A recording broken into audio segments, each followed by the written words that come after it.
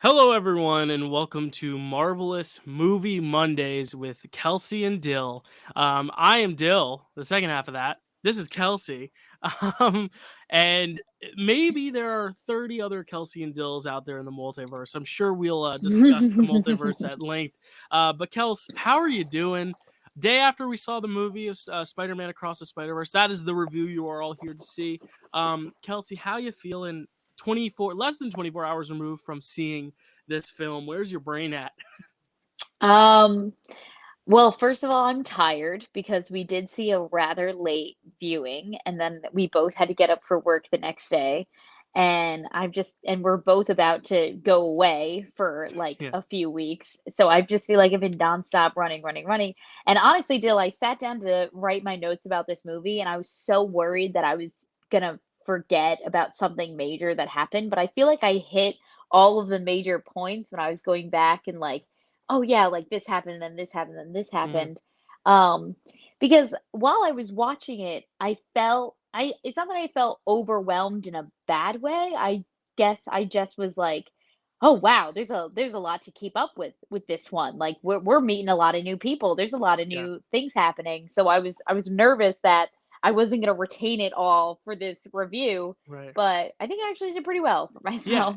And I think that's kind of like why the Spider-Verse movies are so interesting is because you're right. It does overwhelm you, but I don't think that's necessarily negative. And we talked a little bit Mhm. when we did our review for the first Spider-Verse movie, which you can check out. We did it a few months ago as part of this like animation double feature with Big Hero 6. But Mhm. we talked about like how there's a lot going on, but somehow the actual basic premise is pretty clear cut. It's kind of like the details Yeah. and the everything else that's a little more convoluted, but even then it's still easy to follow because inherently this is an animated movie. It's for kids, or not just kids but families. Like it has to be somewhat able to follow.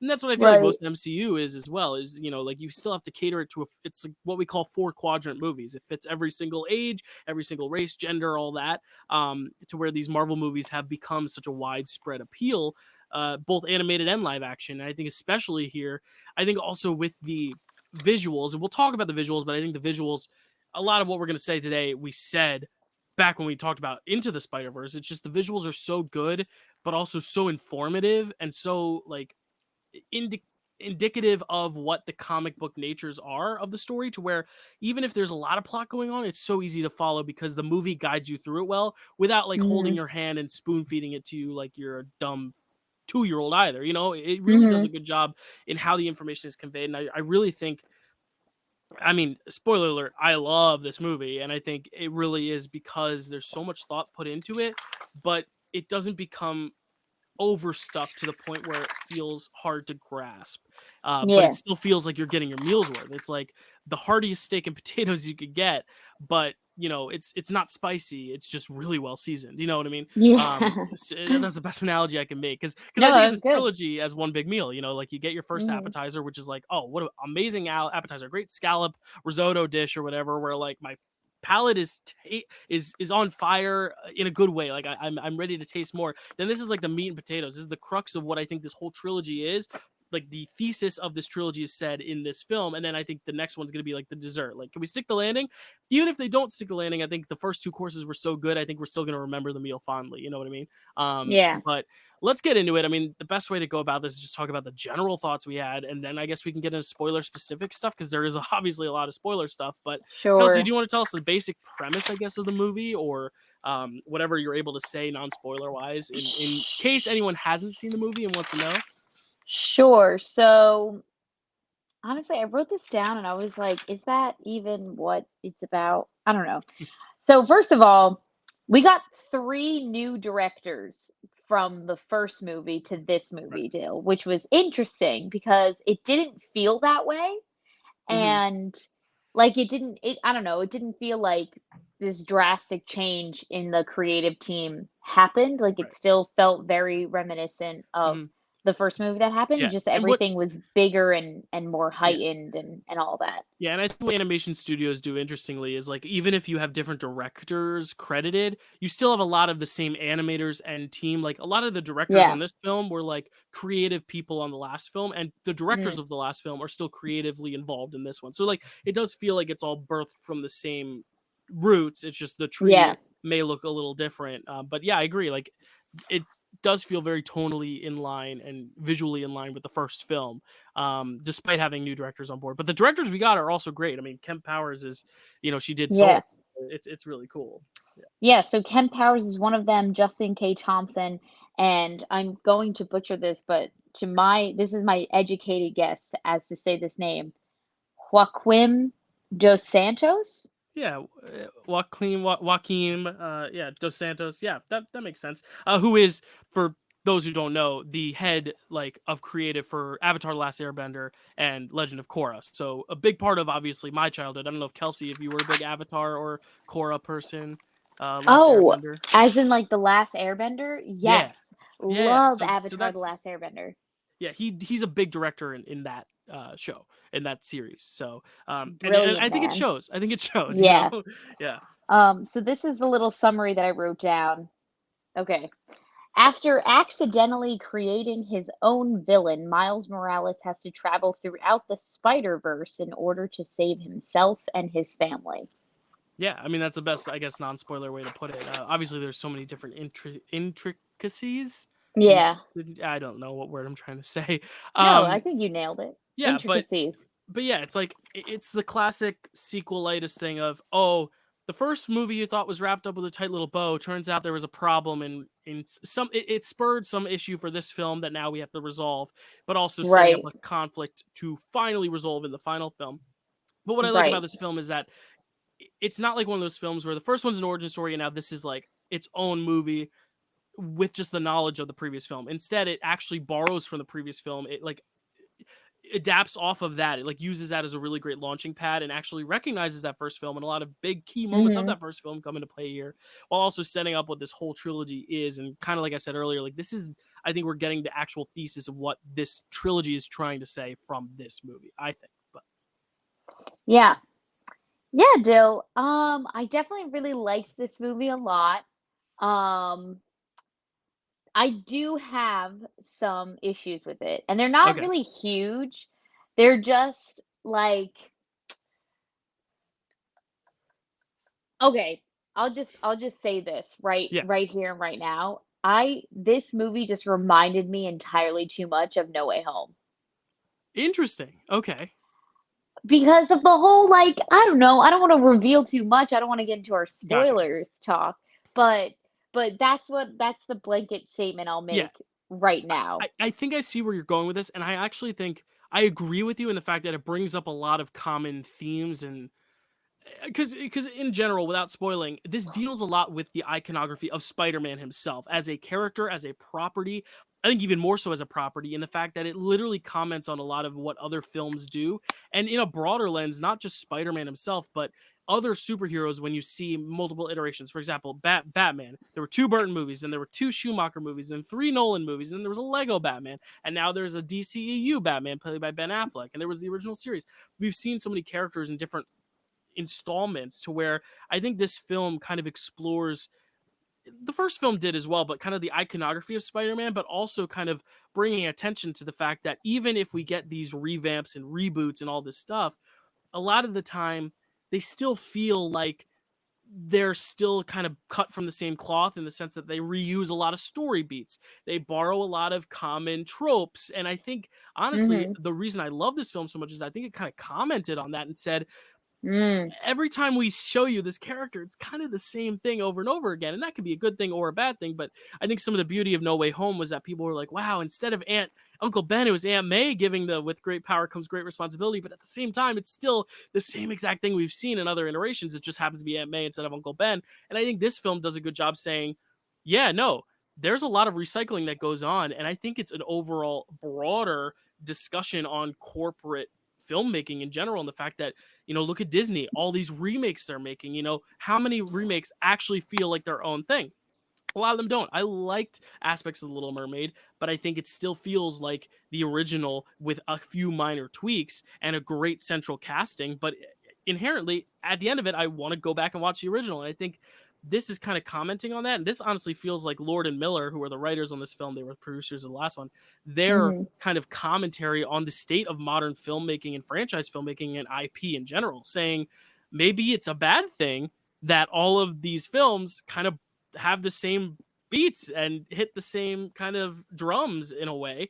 And I think that's Yeah. why this film's brilliant, because it's almost kind of like this meta commentary, and almost like not a shaming of Disney and other franchises, but almost kind of saying like, we as creators should be more creative. Why do we have to always, you know, color in between the lines when it comes to a superhero that everyone knows and everyone wants to see something different? When Andrew Garfield was announced, it's like, we want to see a different Spider-Man. We don't want to see Tobey's story told again with Andrew. Same as Tom Mhm. Holland. And I think that's honestly why I like this film so much, is because it does borrow things from the other films, but it uses it in a way of commenting on why that can be harmful. And I still think the individual Spider-Man franchises have their own distinct, unique qualities, but I do think Mhm. this film kind of brought to light the fact that a lot of it is the same. So why not change it up? And I think that's what this whole franchise is setting out to do, is to change it up. So I agree with you Mm. in the fact that it's borrowing stuff, but I think it's borrowing stuff to make a criticism about the idea of borrowing stuff, which I Mm. think is why and I think that's the thesis of this general franchise in general, because we've also seen the multiverse now in so many things. We're going to see it in Flash. We saw it in Loki. We saw it in Doctor Strange. We saw it in No Way Home. There's so much multiverse stuff. We even saw with Everything Everywhere All at Once, which is not IP, but still. And I like how Mhm. this kind of uses the multiverse in yet a different way to show how things are connected, but also how maybe we can afford to break the timeline sometimes. Like, it doesn't have to all fit within one vision. Why can't we have creative freedoms? And that's kind of, I think, what Miles represents in this franchise, is the creative freedoms that some studios, maybe a guy named Kevin Feige, doesn't give some directors, for example. I don't Mm. know. I think it's one big meta thing that I really want to dive into, and I hope the last one really kind of brings full circle. I know I just went on a tangent, so I'll let you talk now, but that's what I got in terms of the overall themes, which I think is why I think it's so brilliant. But yeah. Yeah. Yeah, I buy that. I buy that, I guess. I just feel like they felt too similar, that it felt like maybe they're trying to say something like, "Oh, like, Miles Morales is dealing with, like, kind of the same problems that Tom Holland's Peter Parker was dealing with. Maybe these 2 situations are gonna come to a head eventually," kind of thing, but then again, like, I don't even know if they were trying to say that. For me, it kinda sat in, like, a gray area Hmm. where it felt like the MCU creative team and Kevin Feige made No Way Home, and then the production at Sony, and like Marvel made this movie, and nobody talked to one another about what Hmm. they were doing. And it felt kind of like coincidental. Like, I don't think anyone like Yeah. stole anything from anyone or anything, because it's still Marvel, Yeah. under, in the Well, grand scheme of things. yeah. But I don't know, it just felt like these two different studios made the same movie, and it was an accident.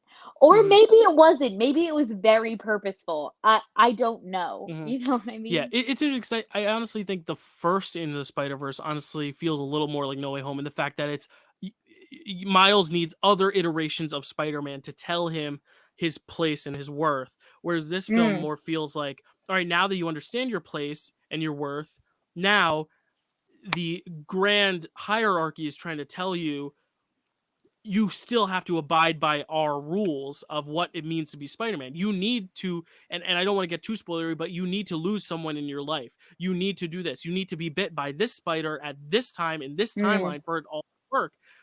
And I think it's almost like this film is honestly, I think, a little at odds with No Way Home, in the fact that it's trying to say, why can't we be different with our Spider-Man movies? And I think that's what's so interesting. So I agree yeah. with both in the fact that, Well, and I think it's because it came out so close to one another. It's like, just the idea of multiple Spider-Man in a movie is yeah. just a lot. It's a lot right now. And honestly, I feel like the whole arc of, like, them multiverse, specifically in the MCU, has just started, and I already feel like I'm over it. So maybe Right. it's just a little bit of that, Yeah. but also, oh, what was I gonna say? Maybe the 3rd movie, maybe Beyond the Spider-Verse, is gonna completely change my whole opinion of Right. this, change this whole opinion I have, because, Yeah. as this movie ended the way that it Yeah. ended. Yeah. It's implying more of what you said, Dill, where it's gonna, kind of break through the mold of what the classic Spider-Man story should be. Mhm. So, Yeah. So we'll see Yeah. what happens in I 2024. like to believe, and I get, like, it's all Marvel, it's all, one character, and I'm sure there's some respect. I mean, they literally borrow clips and things from other movies, even including like Venom and stuff. Like they borrow stuff from everything. But Right. it's like one of those things where I think there's secretly, I think, a little bit of animosity toward the whole like studio system to where You think they I have like beef? I don't know. Well, because I think that's the general conceit of the show is like, or the film is like, I just feel like there's this kind of like arguing back at like, is nostalgia always the best thing, or can we have forge new paths and forge new routes and new horizons? Because remember when they announced that there was going to be another Spider-Man movie about a different Spider-Man that isn't Peter Parker back in 2018. I don't know if you remember this. People were outraged. They said, not Peter Parker, Miles Morales. Who's this? That's not Spider-Man. Miles Morales isn't Spider-Man. I think that was what the first film was accomplishing, was showing that anyone could be Spider-Man.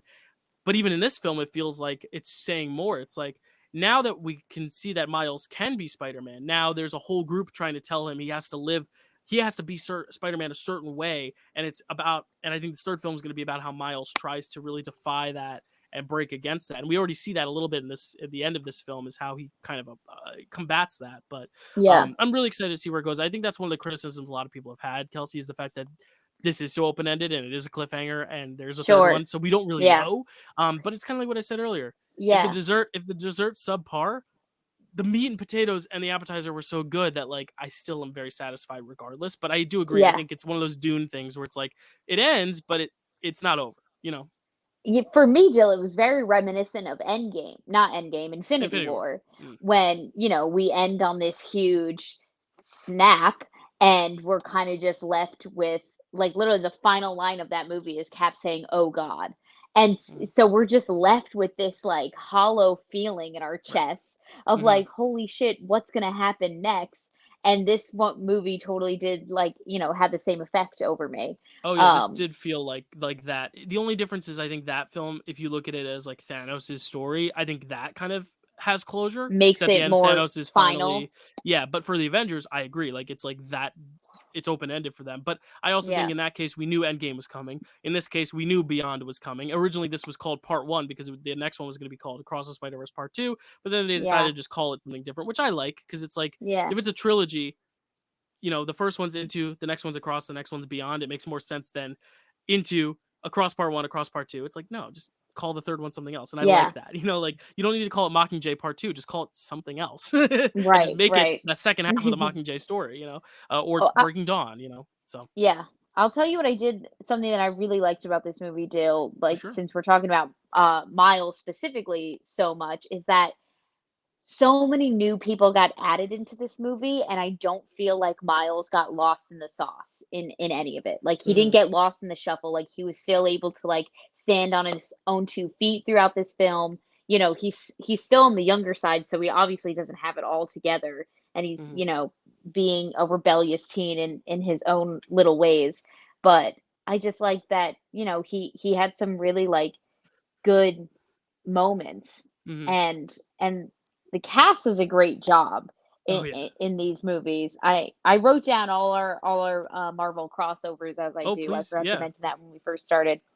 Let's So hear 'em. obviously we have our big addition to this movie is Miguel O'Hara, voiced by Oscar Isaac, who is now obviously Moon Knight in the and was MCU. and before that was also in Marvel. He was Apocalypse in X-Men Apocalypse. We can't Yes, forget it. We have yes, to remind can everyone.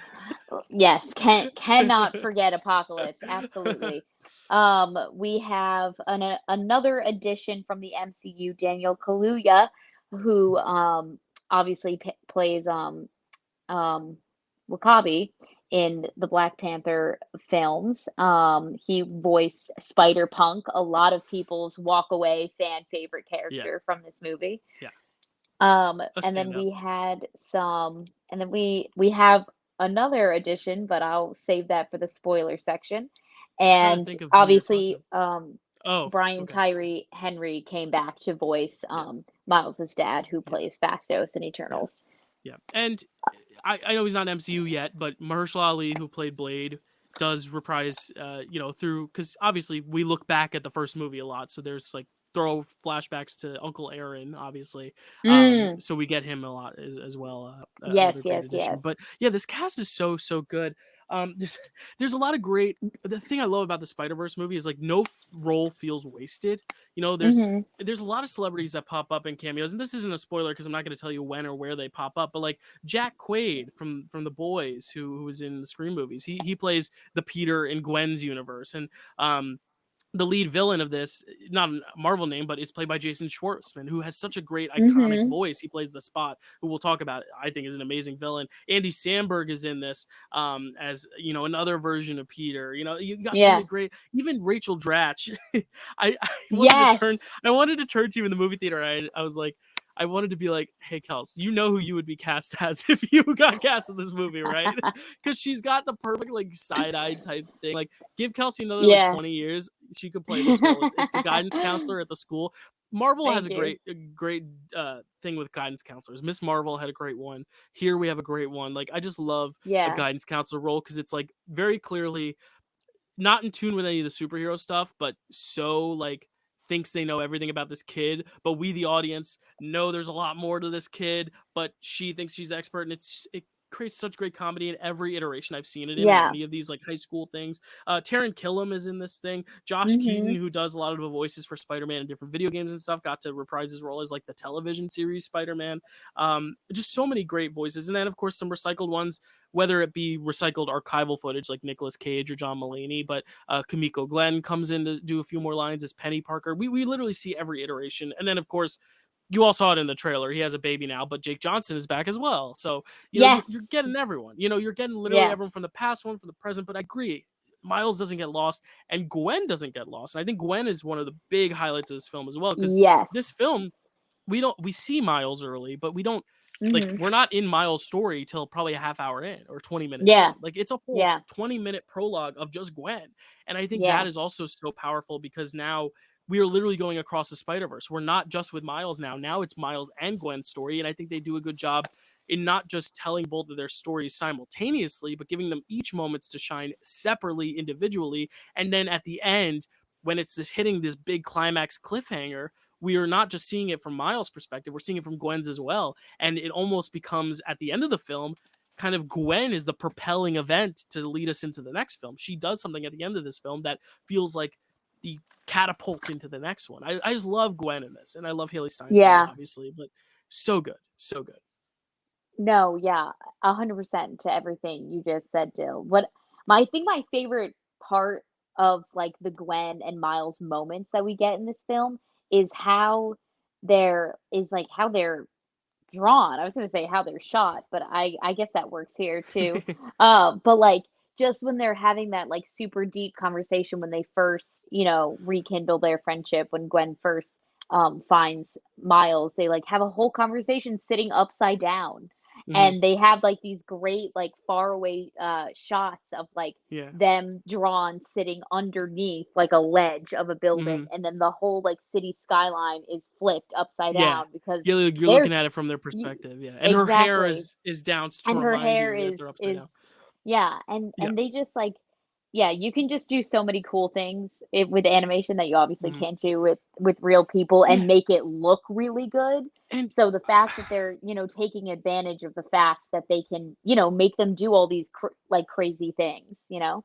and that's why I'll say right now, I think these movies, even right now, even though we're on a high with the MCU, and No Way Home was a big like everyone loved it, kind of. Like I've grown less and less in love with it as the movies have gone on. And honestly, after seeing this film, I like it even less because I'm like, Mm, it literally comments on the problems of No Way Home. It literally criticizes it. But I yeah. also think like honestly, this film I think is these films in general, this trilogy is gonna age so well because the animation is never gonna go out of style. You know what I mean? And even if it goes Mhm. out of style, there's literally animation in here that is out of style that they put into the new style. Like it blends so much. You talk about Spider Punk, totally different vibe from everyone else in the Yeah. movie. And I love that. I love that so much to where like I think it's the best period animation I've seen in a film ever. Like I really do think it's just probably the most Yeah. dazzlingly drawn stuff. And mind you, this is the longest American animated film ever. American made films, none have been longer than 2 hours, and this one goes far beyond 2 hours. And it's usually because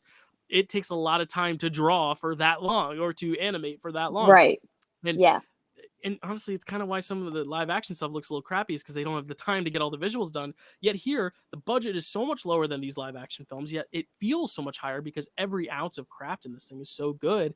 And the fact that they're doing it for 2+ hours, and yeah, it feels a little long just because it is so long, but like I was never bored. And I think it's just so amazing how every time I look somewhere on screen, there's something to look at that's dazzling or new or fresh or old, and by being old it feels new and fresh, like it's just Yes. so interesting the way it's animated. I think that's one of the reasons, even if people don't like the story or aren't as engaged or aren't necessarily sold by Miles's story, I think they could still go to the movies and leave it just being awed by the visuals alone, and that'll give it and warrant it a positive review. You know what I mean?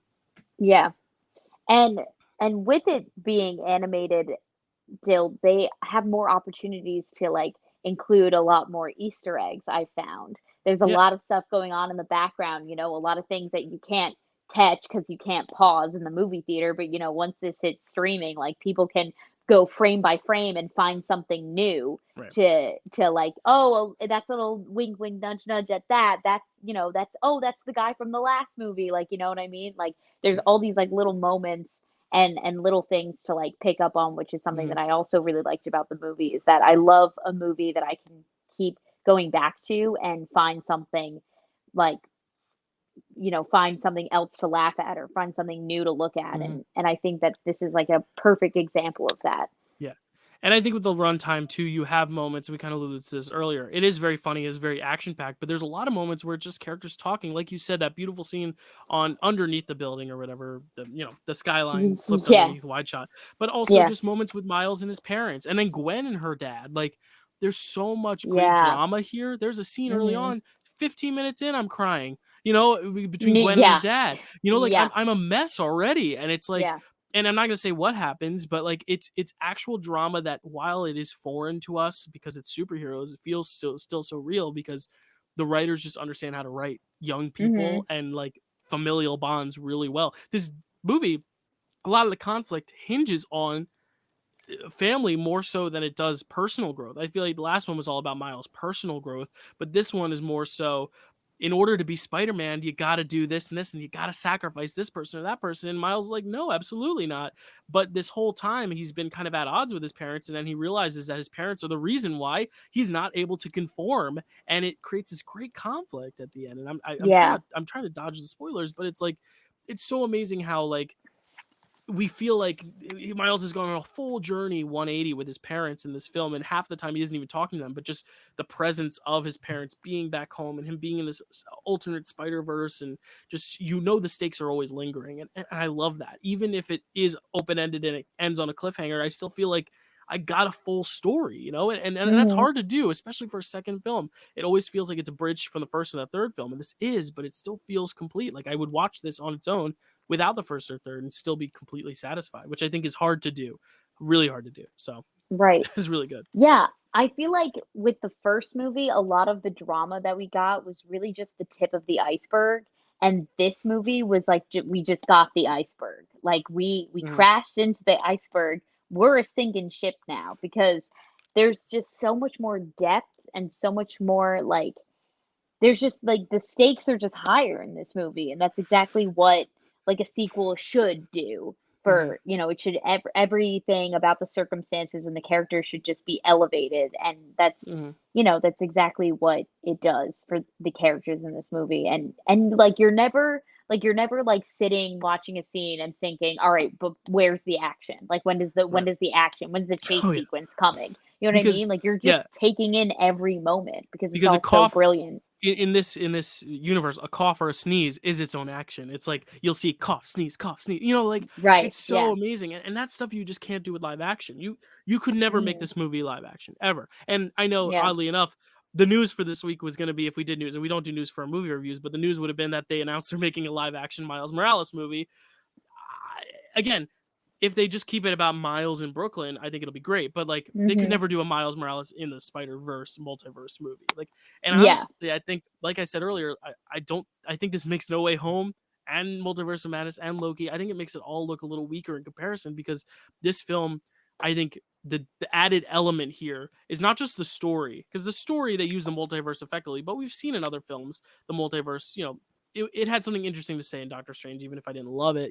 Loki, but the visuals. You just cannot get every ounce of every universe all at once. Everything ever all at once is probably the closest thing to doing this, Mhm. but even then, you Mhm. can't get everything everywhere all at once in this Yeah. sense without it being animated. And I think that's the Mhm. key to this franchise is the animation, because then it allows you to open even more doors and simultaneously. It's not like you have to go from universe to universe to universe. They can all be there at the same time. We're basically spending half this film in Miles' home planet world universe, but then the other half is spent on this like kind of headquarters for all the Spider-Men in the multiverse, and that doesn't feel different in terms of its actual like visual really, but it's all the other Spider-Men in it that kind of make it feel so melting pot. Everything is so different and diverse and amazing that I don't think you could ever do with live action, which I think is why this is such a successful movie and why I think it'll age really well. Yeah, 100% do. Another thing Cool. with, like, some of the dramatic moments that we got in this movie is that I feel like they touched on a lot of, like, important things just to, like, to who Miles Morales is, like, as a character, like, as, like, an Afro Latino, like, growing up in Brooklyn, and they didn't do it in, like, a finger wagging way or, like, a way that would, like, make anyone, like, roll their eyes and, "Oh, well, they're why Yeah. do they have to do this and this?" Yeah. You know what I mean? Like, look at Like us. We have diversity and representation. Like, it's not right, like like, that. Yeah. it was like how you brought up the scene with Rachel Drax's character, the counselor, and she's going off in this tangent about how, "Oh, you have to write about, being raised in an immigrant, household in New York," and the mom's like, "I'm barely an immigrant, I'm from Puerto Rico." Like, Which that's is a still US territory. Yeah. America, exactly. Yeah. And then, they bring up the fact that, the one class that he isn't doing too well in is Spanish, and I feel like just knowing getting to know a lot of people in New York who have like Spanish speaking parents in their households, and them not being fluent in Spanish, like that's like a cultural disconnect that they have with other people, like their peers even that are Spanish speakers, and it's just like little things like that. And you know what? I thought about this. Obviously, like we missed a few sentences here and there if you're not fluent in Spanish, but I love the fact that they didn't have subtitles. I'm like, I love that choice. Yeah, it's a West Side Story thing of Tony doesn't understand Maria's language, but he loves her anyway. And so Mhm. Steven Spielberg said, "No subtitles, and we're gonna Yeah. have them actually talk fluently." Like, I love that choice. I've always loved the choice of, you know, making it just feel like, why do they have to have subtitles and we don't? Like, you know what I mean? Like, because someone who's Spanish speaking may be watching this and not understanding the English. So like, why is it, Right. all that stuff? Like, it makes it Yeah. feel more real that way. How you would normally just go about life. And another thing I like about the stuff with the parents and stuff too is, we get a lot of the dad in the first film, but I feel like we got a lot with his mom in this one, which I didn't think we Mhm. got a lot of in the last one. Mhm. Um, because this deals a lot, like I said, like a lot of plot points hinge on the whole father figure and mother figure thing, and with Gwen and her dad as well. But I feel like we got a lot of the mom in this one, which was really nice. Um, Yeah. and Gwen and the parents, this idea of Miles having this girl where we understand the stakes of Miles and Gwen, but to the parents, it's just this girl, Right. and there's an extra added bonus to that. And honestly, as much as I love the drama of the second half when they actually get to the Spider-Man headquarters and everything goes crazy, I actually kind Mhm. of preferred the first half only because it was just living with Gwen and Miles in their own worlds, because they try to make this parallel about how they're the same. They are Yeah. going through the same things, and how he says, "I'm alone," but he's not, in the fact that someone else is sharing that experience. And maybe that's another thing where it's like all Spider-Men are connected in that way. And Yeah. you see it a little bit even with Oscar Isaac's character, even though he's the villain of this film in a way. There's a bigger villain, obviously, Jason Schwartzman's character, but Right. the fact that he also has a loneliness, the fact that a lot of his own personal stakes hinge on the fact that he is lonely or doesn't have a certain life that he wants. And then the villain itself, we haven't talked about it, but the Spot, such a cool villain, not just for the actual emotional stakes, Yeah. because I hate when a villain's just thrown in there randomly. I like when a villain actually has connection to the protagonist, and here Mhm. it makes total sense. He's 100% connected to Miles, and we'll talk about it, maybe a little spoilers on how, but also the design of the action, and the fact that it's kind of funny. that he has all these Yeah. holes, but then you realize you almost kind of feel bad on how he got all these holes to where then you feel scared on what he's gonna do Yeah. with these holes. I got the full arc from him too, and I know we're gonna get even more of the Spot in the next film. I love the Spot; it's one of the best Yeah. comic book villains ever. Like I find very little criticism of this film. It's so good. Um, yeah. What I will say, we talked about him a little bit, only a little bit, because I feel like we didn't get enough of him in this movie, but, Oh no, this might be my one criticism you're about to say. oh, no, my one criticism was I just wanted more Peter B. Parker, I wanted more Nick Miller, I wanted more Jake Johnson. My criticism is that I think they forced him too much in this movie. I That's what I mean, like, they Yeah, didn't include him, like, organically in it, like, yeah. at all. It felt like, oh shoot, he was so good in the first one, but his character had such a complete arc that it's like, well, what do we do when a character's arc is complete? All right, we'll give him a kid. We'll give him a kid, and then like, oh, but we Right, also want him yeah, to be involved in the action. So like, he'll bring the kid with him into perilous battle, and they try to make that a funny thing, and it's like, is it really that funny, or is it just bad yeah. parenting? But it's also like, I get it's an animated movie for kids or whatever, but I'm like, it just felt like they didn't know what to do with him, and Yeah, I feel like a lot of the scenes he had with with Miles, Gwen could have had with him. Like it started to become like, how did right, you lie like, to me? he didn't really How could you not, all this stuff? And it's like Gwen could have had these scenes with him, and I think the movie from the very get go has very much been about Miles and Gwen, where I feel like it would have been nice for him to right, join into the fun, but not necessarily be like a giant point of plot or make him a giant point of plot from earlier on. You know what I mean? Um, yeah, I don't know. Yeah, I agree. I just think they could have integrated him better or just minimalized his role and made him more of a cameo like they did with Penny P. Parker and Spider Ham and Spider Noir to where yeah, like the next one maybe they can have bigger roles, but like here it's like that's not the focus. And I yeah, felt and he also tried to be like talking to Oscar Isaac's character, like they had a history when we never established that. Like he was the one part where I was like, I don't know. I don't know if they executed it well, but he's great yeah. as an actor, so I'm not No, I too agree, and upset. I love Jake Johnson. I could watch that man literally in anything. So I just wanted more of him, or I wanted him to be, I don't know, the chunk that we got of him should have felt, Yep, more natural. yep. But I think I really only have one more. Sorry, my notes are all over the place, That's but fine. I do want to go back to what I was saying before about how they were able to include all this great stuff Yeah. without, getting preachy on us. Mhm. Um, and then I think we could probably go into spoiler Yeah, talk because because I there's don't a really few have things I anything else think we to have to say. talk about spoiler Yeah, specific, and and for and it sure. goes into our criticisms we've had of other things, but it's more to just clarify what we mean. Yeah. Yeah. But so I loved how they used all these different spider people that we met to kind of really, show some, really inclusivity here. So one of the first spider people that we meet is a spider woman voiced by Issa Rae. Mhm. And she's pregnant. She's fully pregnant. They have a whole moment, her and Gwen, about this. And I just thought that that was super interesting to like, showcase this woman who's still doing a badass job at being Right. Spider Woman and is, Mhm. fully like she's visibly pregnant. Like she has to be at least like 7 or 8 months pregnant. Oh, yeah. So I thought that was chef's kiss. They also have a spider person in a wheelchair, and they even have like a fun little quip about it. I forget what it was, and I don't want to butcher it and say something offensive, so I'm not gonna try.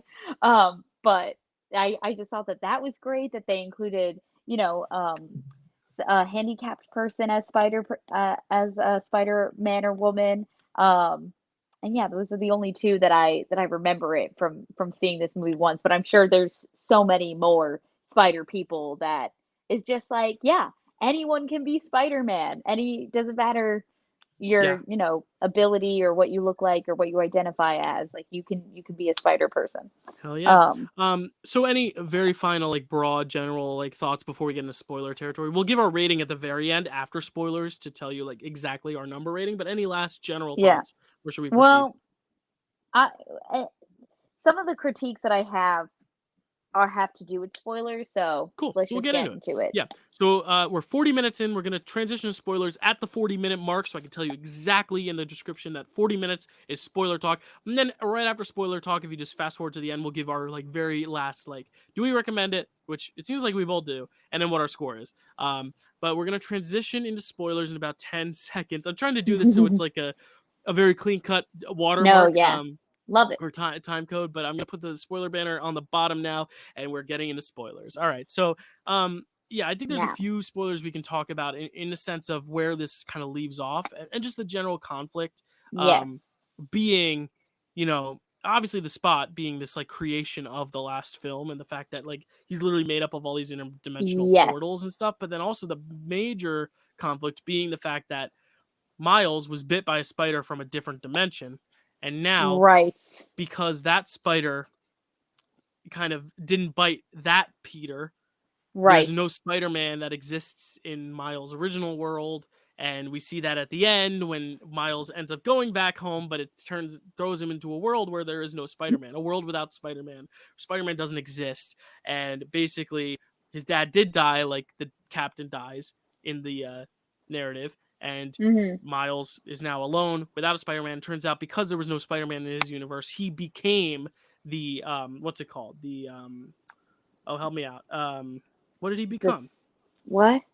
The Prowler. He became the Prowler, which is Uncle Oh, Aaron was in that's his what own you're world. trying to say. He ends up becoming Right. the Prowler in this like, alternate universe. Yes. But then Gwen finds out that the captain doesn't always have to die because her father decided to resign, showing that you can change the timeline and everything proceeds as Yeah. normal. So now we got a lot of interesting things to chew on as we go into the next one. But what were your takes on like this whole big twist at the end? Because I think we both realized it, and the people behind us in the movies realized it at the same time, where we're like, Yeah. where she's like, Spider-Man, who's Spider-Man? And then you're like, oh shit, Yeah. Spider-Man doesn't exist in this universe. And then Yes. and then it just all clicks, and everyone in the audience and Miles at the same time all realize, we're like, oh shit, Spider-Man doesn't exist in this universe. I thought it was such a cool moment for everyone in that Yeah. moment in the theater. But thoughts on like all the spoilery, like the big plot stuff, twists? So, one of my complaints about this movie deal is that they didn't do a great job at convincing me that Oscar Isaac wasn't going to be the big villain at the end. Not the big villain, because I guess the bigger villain is Yeah. the Spot, but like, someone that we shouldn't trust. Like, I feel like Mhm. that was very clear from the get-go. Right. And I Well, wasn't really tricked into like, oh, he's gonna help Gwen or something, like his vibe is very off-putting from the beginning, and I don't yeah. know. I don't know. It just I felt like yeah. I know where we're headed with this Yeah. guy, I which I think didn't love. two things. One being, of course, I'm one of those suckers who's like, oh, it was in the trailer. There was a shot of them fighting, like him chasing Miles in the trailer, where I was like, Mm, oh, so he's gonna be like an antagonist of sorts. But also, I think I wouldn't necessarily say he's like not trustworthy. It's just I think in his mind he's like, everything has to be according to plan. You yeah. have to be bit by this spider. You have to let this person die. This person has to be the captain. Whatever. I don't necessarily think that's it's definitely an antagonistic force to Miles, but I He, kind of like yeah. that because I don't think I kind of feel bad for him because he's honestly just trying to keep things in order. But he's, Hmm. if anything, it's ignorance. It's ignorance to the whole concept, and I think that's kind of what I was talking about earlier when I said how much I liked it and how much it commented on the other Spider-Man movies. It almost feels like he's a stand-in for like the corporate boss who's like, no, but Spider-Man has to have the no power, no responsibilities talk. He has to lose an Uncle Ben. He has to do this and do this. And I feel like Yeah. Miles is the POV of the director who's like, but I just want to make my own story, and I Mm, love that. And I think Oscar Isaac, that's why I love that character. But I agree, like you definitely know from the get go that he's going to be an opposing force of some sort. He's not yeah. as cool as it makes it out to be. But I also thought that of a few characters. I thought that of Daniel Kaluuya's Spider Punk too, but he ends up being one of the more heroic figures. I thought Yeah. he was going to be someone to turn or something, but he's not. Yeah, yeah, yeah. Well, because he kind of gets introduced as kind of this like opposing force to Miles, like, Right, because Miles oh, is jealous. Who's Gwen's exactly, like Gwen's been hanging out with him. She left his jacket at his place or whatever. So you're kind of just like, oh no, like is this going to be the love triangle that we don't Yeah, want between Miles, Gwen, and is it Hobie? Do you pronounce the Hobie. H or is Yeah, it Obi? Okay. Hobie. Obi, but he might pronounce it Obi because he's British, but Hobie, 'Cause yeah. yeah, he's got that Cockney accent going on. But he just turns out to be this, like, anarchist that's like, "You can't tell me what to do." Like, Yeah, and then he dips so out, he which yeah, I he assume he'll kinda be he's back, like, but "I quit." yeah. No, I think he will be because I think, like I said, he turned out to be a fan favorite of everyone's. But Mhm. yeah, most of and I just feel like even the whole getting back to Oscar Isaac, I feel like even, Miguel O'Hara's whole backstory that we got seemed like he's like, "Oh, I'm the way I am because I tried to beat the system." And it just felt like very rushed and it's like you are in it I don't know, but um what was I gonna say? Oh, he's just someone, he's for the greater good kind of guy. Mhm. He's like we have to do this by we have to get to the end result by all means necessary kind of thing, even if it means like your father's gonna die.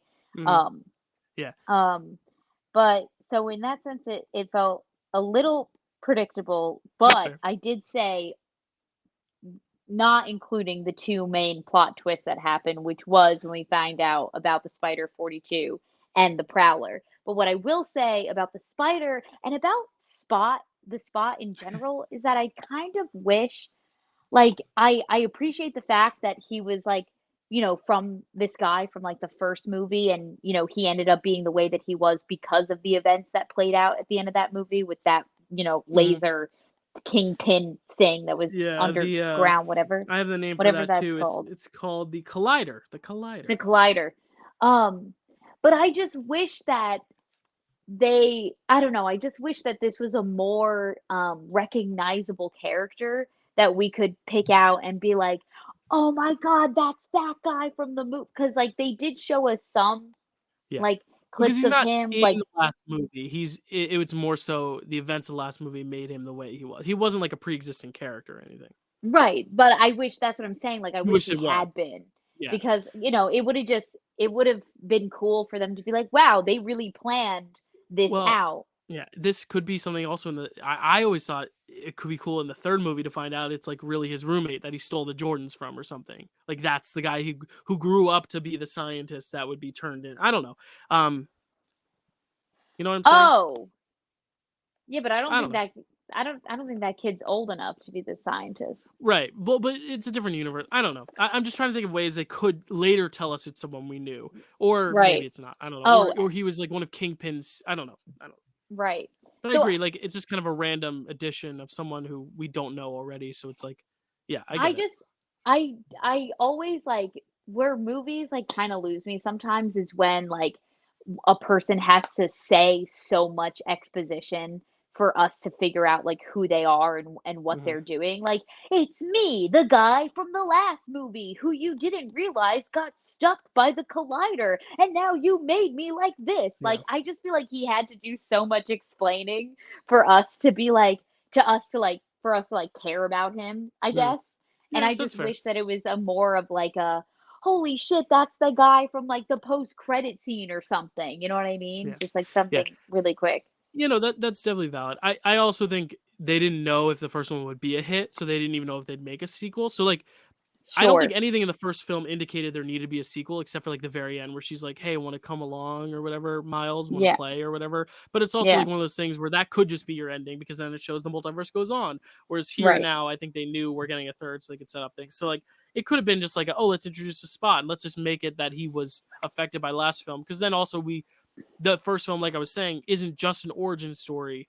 It also has a big effect on this film. I hate when like they'll make a sequel and then like it's kind of like the first film didn't really matter. Like Mm. I'm trying to think of an example, and there's really not an example I can pull from, but it's like the story's going on, but yeah, like the first film is how we got here, got the character established, but this is really its own story. Here, it felt like it was a I, continuation of the last one in that I sense, you know? I mean, this might be too, uh, I don't know, this might be not a great example, but I feel like the jump between Spider-Man Homecoming and Spider-Man Far From Home is Sure. Yeah. drastic. But that's the MCU. That's because so many movies Yeah. happen in between those two. So, Yeah. but I get what you're No, I saying. know. Like, Yeah. um, and then with the spider, that was a really cool twist because while he was doing like the whole and this whole sequence in general, when we get to the HQ and they're talking about like, oh, we're this elite force that make sure the multiverse stays in line.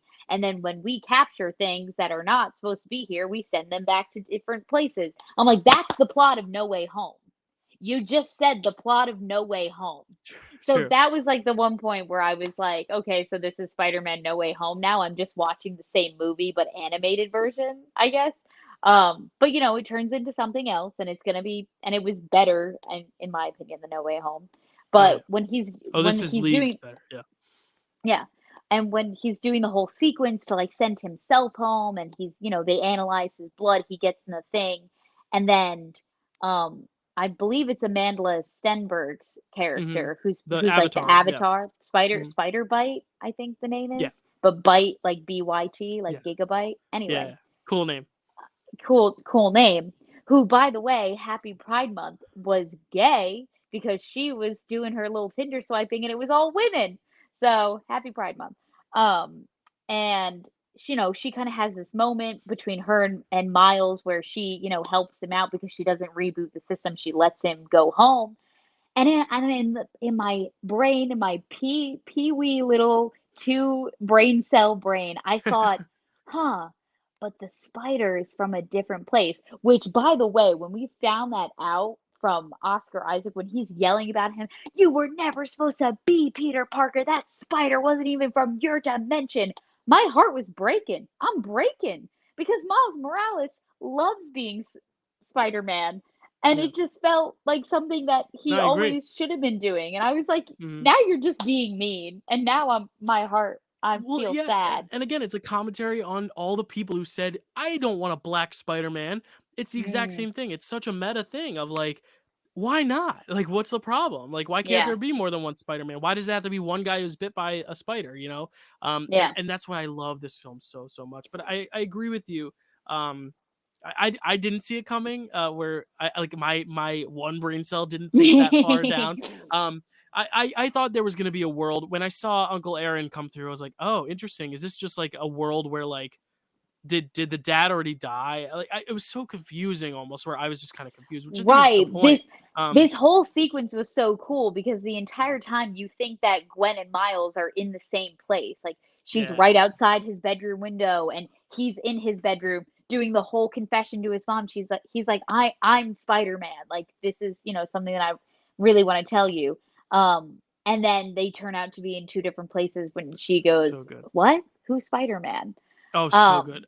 So good. And like at first I thought it was like a funny bit because like the mom is just not really in tune with right, like pop like culture, you who? know? Yeah, Yeah, yeah. like whenever you bring up a name of someone like Taylor Swift's now dating so and so, and it's like who? Sorry, Right. not to open a wound. um, Listen, it's fine. but like things like I'm that, you know, still like reeling from the concert. things like that where it's but then it goes further and Uncle Aaron walks in and you're like, "Oh shit. Oh shit." Yeah. And that's when it all started to come. I just think it's such a good cliffhanger and I know it's like a part Yes. 1 so it feels incomplete. Yes, but like I think that's a perfect spot to end it cuz I knew Yes. this was part 1 because like obviously it used to be marketed as that and now it was just regular Across the Spider-Verse, but I knew there's another one coming. And just naturally you would think, you know, if it's two movies, they're probably going to make a third. But like I was wondering when they would stop it. I was like, when are we gonna get the whole like Right. break? And it kept going where I was like, it's still not happening. It's still okay, okay. And then it finally Yeah. happened. I was like, okay. And then like I said earlier, like I love how Gwen is like the final beat we see where she organizes a team of the new heroes we just met and the old heroes we met, Yes. including also who we haven't really mentioned much of, and that is the kid from oh my gosh I like have to look up the names Pavatir Prabhakar from Moonbot uh, Moonbatten you know the guy with the hair. I love him Yes. too and I love The how he's guy part who's of the like, team. it's so Yeah, easy being play Spider-Man. yeah, played by the same actor who plays Debesh in the Deadpool movies, the driver. Oh So yeah, my gosh. yeah. So it's Nice. really cool. Like I love this new team, but I also was like, oh, but I'd love to see John Mulaney back. And then they like show you the whole team at the end, and I love Yes. how it's kind of again, it's culminating everything, building to this next finale. And the finale, I think, is it's gonna feel like a finale of sorts, but I do think splitting it up into two movies now I think people will be even more excited for the third one, whereas they could have released this as like a 3-hour epic movie. But I kind of like Yeah. how we're getting 2 movies to where we could just have as much Spider-Verse as possible. I'm becoming less and less cynical of the whole one part or two parter because it just means more, you know? In some cases No, that's bad, some yeah. cases it's good, you know? I never was mad. I was like, there was like it's not like I was bored, but like I said, we saw this movie very late. It's now creeping 2 a.m. It's creeping around the corner. I'm looking at my phone. I'm like, oh my God, they have so much to resolve. It's almost 2 in the morning. Like, how much longer Yeah. is this gonna go on for? And Yeah. then the to be continued. And I was almost kind of relieved. I was like, oh my God, we don't have to sit here for like the act 3 Right. finale. But now I'm just so excited that like it's gonna be like its own feature, basically, this whole second chunk of Mm. this story. And And I the love Prowler yeah, reveal was so that's what I was cool. just gonna bring up because it's like So cool. in a world where he doesn't become Spider-Man, maybe he follows a dangerous path that his uncle led, and Right. it leads to him being the Prowler. Yeah, I thought that was so so good. Yeah, just so many interesting, smart choices. Such a great film. Like I love it so so Yeah. much.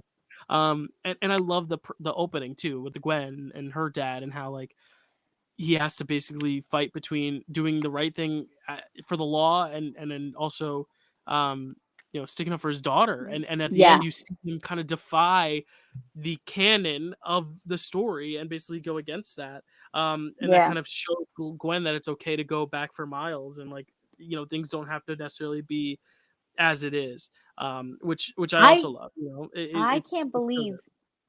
he was going to arrest his daughter. Like he was Yeah. like put he even after the reveal, he was like, "Well, put your hands in the air." And Yeah, you have and the I was right to like, remain silent and he starts reading the Miranda laws and you're like yeah, and I was like, I was like, yeah. "Dude, that's your daughter." Like, what? Mhm. Yeah. Another reveal that we haven't talked about yet was our Donald Glover reveal at Yes. the Spider-Verse HQ Yeah, as shocker. literally his name is MCU Aaron Davis, and he's the Aaron Davis Yeah, just chilling there. because He because in that movie, he mentions his nephew Miles, and you're like, Yes. "Oh, yeah, yeah," and He's yeah, like, "I have a nephew in the area, like, I wanted to be safe," you know? And so I guess that's a version of him that then we haven't met yet because that version in Homecoming, is probably not the bad guy because, mhm, he ends up not buying the crazy weapons and he just says like, "I want this place to be a safe place for my nephew." Um, so that's probably a multiversal MCU Aaron Davis, but that was yeah, super cool, super unexpected. Had no yeah, idea that was happening. Did you know that was and gonna happen? I did not. I knew I had a feeling, and I knew it wasn't going to be Toby and Andrew because they just did that. But I knew we were going to get some sort of live action something.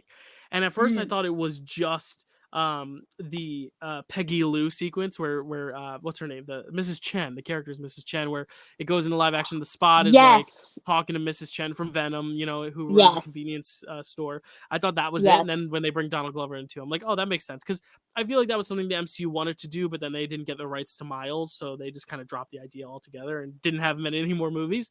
sure. And now this was their way of like saying, "Oh, we can finish up on a little bit of the arc that was kind of promised," and like that's your little nod to the MCU fans. I don't know if it's ever going to come to fruition because Sony owns Miles, Disney doesn't. But again, uh, we could see anything happen. Venom was in No Way Home, so it really could, anything could happen. And I'll say this movie, because of the laws it establishes and the idea of the canons and all that stuff and all the interconnectivity, I think it makes Morbius better too. Because at the end, when we were like, "Why the fuck is Michael Keaton showing up? Uh, His Spider-Man is not even the same." What? Now it actually kind of makes Right, sense, right. And Vulture is one of the main villains of the first act of this film. Before Spot, it's Vulture. So I Yeah. don't know. And they did have a little Morbius dig. He said something about, like, "Oh, a vampire? Like, imagine that," or something, like, Yeah, right? when I he love it. first saw that Miguel was gonna, like, Mhm. bite into the vulture they were fighting at the beginning of the movie. Um, but, Yeah. oh, what else was I gonna say? I We was were gonna say I have talking one more about Easter egg. There's a quick shot where they go through like what looks like an homage to the visuals of the tentacle arms or whatever, and you hear Mhm. Alfred Molina's voice saying "Hello, Peter," Hello, which Peter. I loved. There was also Yes. voiceover from, and this is now the only person to play the same role in live action. Toby's trilogy, Tom's trilogy in the MCU and animated, and that is J. Jonah Jameson, J.K. Simmons returns. Yes. As soon Yes. as his voice started, I went, "Oh my god!" And you looked at me, you're like, "What?" I was like, "It's Oh, him." yeah. Yeah, It yeah, was so yeah. good. Yeah. So again, Um, such a great voice cast. Love it. Also, Jill, what I loved about, the Venom moment when he's in the bodega talking to Mrs. Chen, he's like, "You're acting like this is not the weirdest thing you've ever seen," and she just gives him this blank stare of like, "No, this is not the weirdest thing I've ever Yeah. seen." Like, Yeah. Eddie Brock is like my, lives upstairs or whatever. So it was just Mhm. like this brilliant moment of comedy, Yeah. that I greatly Yeah. appreciated. And I I feel yeah. like not everyone in our audience got it. Like, I feel like if we went to like what a more traditional like I opening know. night crowd, I Yeah. feel like that moment would have been like, "Oh my god!" It's sad because there's so many showings, regular showings, but then there's like a Dolby and an IMAX every 2 hours. And we Yeah, wanted to do the IMAX originally, and then we were like, it's 11:45, the IMAX, which means the movie wouldn't have started till 12:05, which means it wouldn't have right. ended till 2:45. Whereas here it was like, all right, we're starting at 11, which means we'll start the movie at 11:20, which means we'll be out of here probably around like 1:30, 1:40.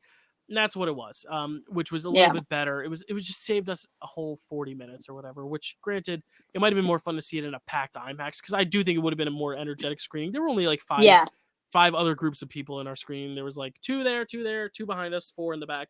But it's like, yeah, that's just the movies in general. Like, you're always gonna have a different experience based on your crowd and based on where you sit. We saw the full view, whereas some of these Marvel movies were sitting front where we have to look up. Like Guardians, we were looking up the whole time. Like, it just depends on the experience. But I still enjoy this yeah, experience, and I think everyone did enjoy it. And um, it's just such a good movie. And I have little to critique only because I think a lot of the criticisms I may have, I think it's like the third film will clarify, yeah, especially even with the Spot. Like, I think we could get more from him in the next one too, where there's a lot of open endedness here. And I think that's the one thing I might ding the film on. But again, when looking at it as a series, it will probably make a lot more sense and it'll probably be a lot stronger, I think, in tandem with the others, especially. But yeah. um, any other spoiler thoughts? And I feel like even the things that I criticized were really real nitpicky. Like Oh, yeah. these Spider-Verse movies make I always like walk away these past few times I've seen these movies and I just wish I'm like, damn, this is everything I wish the MCU like could be. Like I wish the Yeah. MCU hit like this every single time. Like Hmm. and they obviously just don't. And I'm just like, fuck, these movies. Hmm. Oh, these are the one thing Sony Yeah. has over us are It's these just, it's damn so fresh. Yeah. It's Spider-Verse so movies, good. and they're And and they're so good. yeah, and again, Lord and Miller, who are the production team behind this, they finally wrote this one. I think the last one they produced, but you know, they've done some of the best like meta, like kind of they use IP in such an interesting way. They were the ones who made the Lego movie and the Lego Batman movie. They made Cloudy with a Chance of Meatballs. They made 21 Jump Street. Like they have such a good comedy background. Mitchell's vs. the Machines was them. Um, but they like have just such a good grasp on like what works but also like what doesn't work, and sometimes in this sense what worked but is getting a little stale. And I think, like I said, this kind of makes No Way Home worse, which I don't want to diss another film in favor of this one, but I think this kind of put in Sure. perspective that No Way Home, a lot of people loved it because it was nostalgic and it was the other Peters telling them, you need to go through this, Tom, to evolve. You need to go through this and we can fix Mhm. these villains. I love that aspect, but it's also like, you know, Aunt May needed to be his Uncle Ben. But then again, it's like this film shows that you don't even need an Uncle Ben. You don't need anyone to die for, like, Miles can be Spider-Man just the way he is. Right. Um and like you said earlier, you feel bad for Miles because it's like he just has fun. There are great moments where Yeah. he's just having fun as Spider-Man. I love the scene with him and his dad afterward where he's trying to like give his dad parenting advice when he's talking about himself, but he's like trying to be funny and goofy. Like, I love those moments too. So I don't think it makes No Way Home bad, but I definitely think it makes No Way Home weaker because I think comments on a lot of the issues of No Way Home and just modern filmmaking in general. The Flash is going to do the same thing. They're bringing back Yeah. Michael Keaton. Like it's recycling a lot of old stuff, and I love Michael Keaton. Don't roll. I mean, like, that wasn't a Michael Keaton jab. That was more of a, we're bringing back the same stuff because we don't have any new stuff to tell. It's like we have to keep Right. recycling the old shit.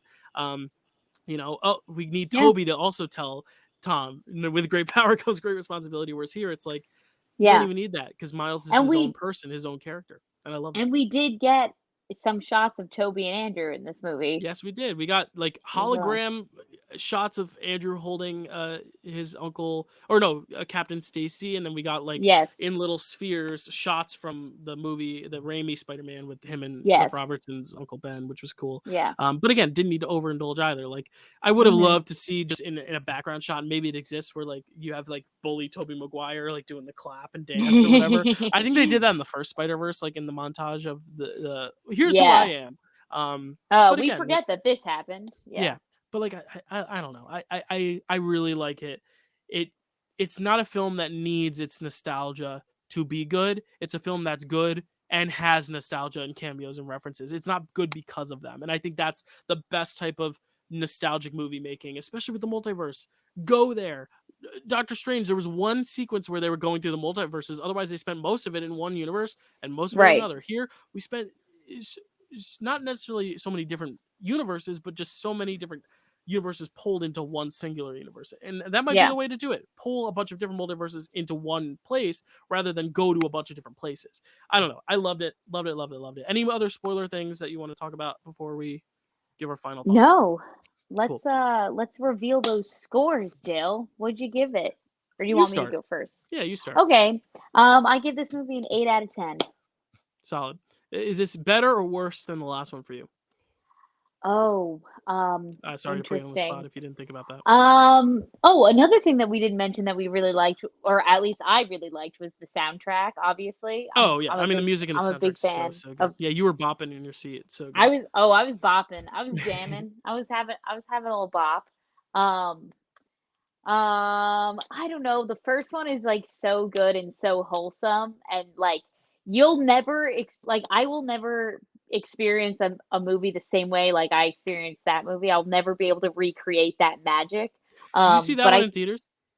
Into the Spider-Verse? Yeah. Um, Because no, it I was like don't right think after so. you had. Because I was gonna say I think you started the MCU right before that because you had watched all of up to Infinity War because Ant-Man Yeah, and the Wasp came out in August I think of 2018 or July, so it was, and then Spider-Verse came out in November, so it was a few months after you had caught up with the MCU. I wasn't sure. I don't think I saw that one in theaters. Yeah. I actually Well, think I watched that one in my basement for the first time. well, go ahead. I was gonna say I was gonna Ah, give my spoiler, but ah, don't make me pick between my children. well, that's the thing. I don't think you can. Well, this kind of goes into my score segues. I don't think you can say what's better yet until we get the third one. And I'll tell you right Okay, now, if the third one sticks the landing, then I think this whole Spider Verse is a 10 out of 10. But I yeah, think until we get the ending, this is sitting at a 9, a high 9. The last one okay, for me was also a 9 because I really think that I think the last one's a more complete story. But I think once we get the last one, these three films will be maybe my second favorite trilogy of all time, only behind the Before trilogy by Richard Linklater. Like I think this is going to be my second favorite trilogy ever if the third one can stick the landing. If the dessert is as good as the entree and the appetizer were, we're going to have the I can't imagine anything better. I'm gonna be stuffed to the brim. Yeah. So like I really do, and my girl Haley Steinfeld, I have such a crush. I'm like I love her. So and spoiler alert, she may be dating Josh Allen, which is super cool. You're dating the Buffalo Bills quarterback. Whoa, But I saw someone make a joke. It was an awful joke. We'll close this out. But yeah, 9 out of 10. Love it. And amazing. if the last one's great, this is gonna be a 10. If not my favorite movie of the year, then my second or third. But I I saw a joke because the whole joke is that the Buffalo Bills have never won a championship, right? So Yeah, they were all joking. They said Haley Steinfeld, don't expect a ring anytime soon because he can't win championship rings. Anyway, yeah, that is I our get it. episode. I get it. That is Across the Spider-Verse. I can't wait to go beyond. Next week, you guys will not see us. At least you will not see this show because we are going to be away. I am going to be doing a personal endeavor for my career. Kelsey will be going on vacation, but we will both be out of state, and we don't want to podcast. You don't want to see Kelsey. I mean, you may want to see us podcast from different locations, but we don't want you to see us. I don't know what I'm trying to say, but like we're gonna enjoy our time. You don't want to see a podcast where Kelsey's hanging out in Florida when she could be doing so many other cooler things in Florida. You don't want to see me podcast from some Detroit movie set. You don't want to see it. So we will be back in 2 weeks with something. We don't know what yet. We still have to decide. And then the week after that, the last week of June, we will bring you a title match where this one will go up against Stacy. It is official. Stacy is the victor, Oh yeah. and Stacy's the number one contender. There will be a title match this year, a girl on girl match, which has been Stacy's goal this whole time. I believe it's been Kelsey's goal for a while to just have more girl on girl matches. A woman will hold Yeah. the belt. A woman will hold the belt no matter what, which is really, really cool. And it's a great heel versus face matchup. But Stacy's even said she's so excited that it's a woman versus a woman that she may drop the whole act entirely because Aw. she's so excited. Sorry, that's behind the scenes stuff. Never mind. Dark Phoenix, I Oh, didn't say that. Sorry. sorry. I didn't Yeah, hear no. anything. No, it's okay. Kelsey, where else can they find you though? Until then, if Um, they have that void of Kelsey in their life where they need to see something, because you won't be here next week and I won't be here next week, where can they find you? then you can definitely you can definitely check out my TikTok. It's Koz13, KOZ13, or you can follow me on Instagram, Kelsey A. Kilpatrick. Cool. And I was gonna say that's a cool shirt. Have you ever worn that one here? Yeah, I've worn it Oh, a few times. I've never I got it. actually like gotten to like look at it, but it's I got them got all in it. there. Is It has Spidey on there? yeah, for sure. He's somewhere. All I I was gonna know say is that I have oh, my classic. Modoc. I got Yeah, Modoc. I have the classic Spider-Man pointing at one another meme shirt. Oh, nice. That's a Yeah, good one. Oh, yeah. Spidey's right here. There it is. You can find me at Dylan_Randazzo on Twitter, for Dylan Randazzo 417 at TikTok, and the Dill Pickle Movie Network on YouTube. Even though I'm going to be out of town for 2 weeks, I still will have programming of some sort that I pre-taped, including a few videos for my retrospective series, the 2013 retrospective, and hopefully a few more videos. I'm trying to get a few reviews filmed that I could just like put out there, including maybe one for Little Mermaid if you guys are interested in that, because I have thoughts. They I'm might not be interested. positive, but I definitely there's one big plus in that movie, and it is Halle Bailey. Halle Bailey innocent, but didn't like the film, so you'll find out why. Everyone, thank you Ooh. so much for watching, and we'll see you next time. Bye.